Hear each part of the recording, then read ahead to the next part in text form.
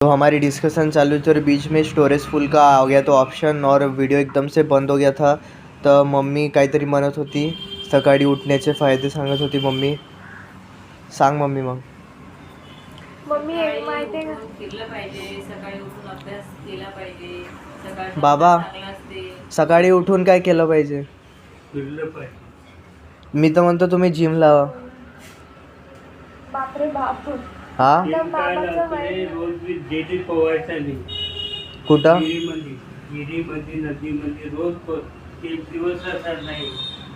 एवढं पोहणे लावून इकडेच बोला ना, तिकडे तिकडे त्यावेळेस पाणी भरपूर राहायचं निसर्गात. हो का? मग तुम्ही नदीत नाही पोहले का मग? नदीतच पोहलो मी. मग नदीत पोहलो, विहिरीत मोठमोठ्या विहिरीत पोहलो. तुम्हाला आता येते का पोहता? आता येते पोहलं तर पोहलं